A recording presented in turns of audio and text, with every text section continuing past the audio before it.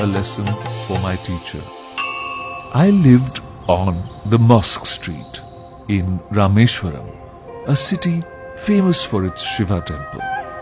Every evening, on my way home from the mosque, I would linger near the temple. I always felt like a stranger here, as the temple goers stared suspiciously at me. They probably wondered what a Muslim boy was doing in front of a temple. The truth was that I loved to listen to the rhythmic chanting of the mantras, though I never understood a word. There was a strange magic in them. Of course, something else led me there. My best friend, Ramanath Shastri, was the son of the head priest.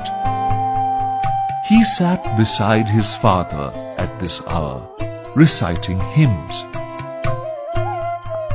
Ram would steal a smiling glance at me from time to time. At school, Ram and I always sat together on the first bench of our classroom. We were like brothers. However, being a Hindu priest's son, he wore a sacred thread, while my white cap marked me as a Muslim. One day, when we were in the 5th standard, a new teacher came to our class. He looked strict. He went around the class, tapping his cane on his palm, and stopped before us. "You, the one in the white cap, how dare you sit beside the temple priest's son?" he shouted. "Go sit on the last bench." I felt hurt. With tears in my eyes, I picked up my books and shifted to the last row. Ram and I wept together silently after school. We thought we would not be allowed to be friends anymore. When I reached home that day, my father looked at me and asked, "Were you crying?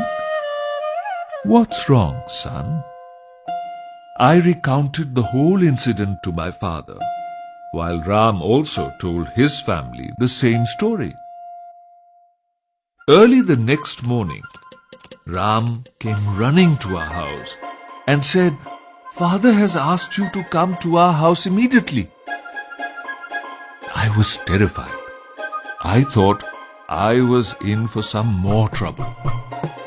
We hurried back to Ram's house.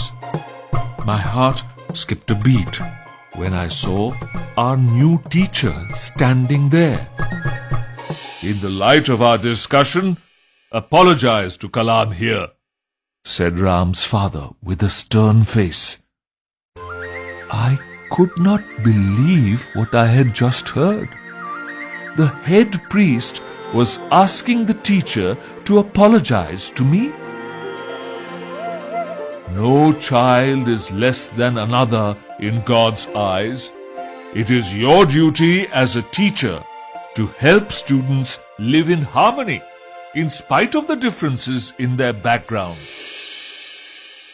"You can no longer teach in this school," he said. Our teacher immediately asked me to forgive him. He hugged me and said, "I am sorry, Kalam. I have learnt an important lesson in life today." Ram's father saw that the teacher sincerely regretted his behavior and permitted him to continue teaching. From that day on, Ram and I sat together proudly on the front bench. We have remained the best of friends ever since.